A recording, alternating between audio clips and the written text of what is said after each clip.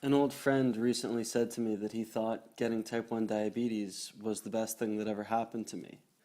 I laughed. It's ridiculous. One of my vital organs was randomly shut down by my immune system when I was a child, and now all day, every day, I have to do what most people's pancreases do automatically. And on top of that, it can be dangerous. But it stuck with me because it somehow felt true. I just didn't say anything, and we kept on driving. Looking for an explanation, I came across a psychological study that measured happiness in people who won the lottery and people who became paraplegic. As you'd expect, after people win the lottery, they get really happy. And after people become paralyzed, they get really sad.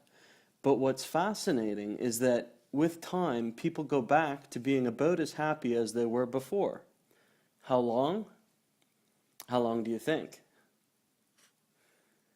6 months to a year.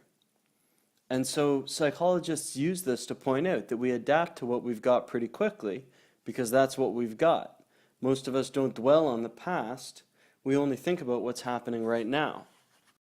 But even if that explains how you might be okay having type 1 diabetes, it doesn't explain how it would make you stronger. So here's another idea. A child gets diagnosed and they start getting more attention from their parents, from doctors, from their peers, from their community. Maybe it helps them develop. But then again, we've all seen what happens when attention, pity, or praise comes too readily. Children can get spoiled by it. So what about the opposite?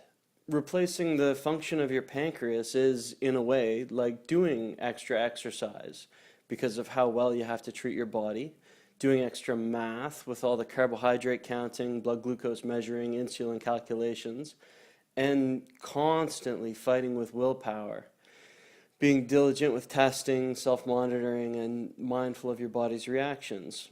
Now, these are metaphorical, but what would happen if someone did more exercise, did more math, and used more willpower? You see where I'm going. When I think of it this way, if I have to be sick with something, I'm kind of glad it's something that's good training for life, and even reminds you occasionally that life is fragile and precious. Here's one last idea.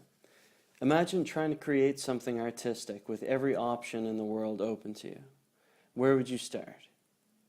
But what if you were limited to a pen and to writing a 5-word story? It becomes easier to tackle, doesn't it?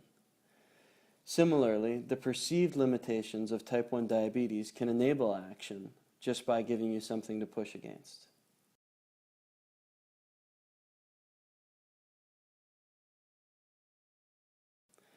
This has been Johnny White and Oliver Brown for Welcome to Type 1.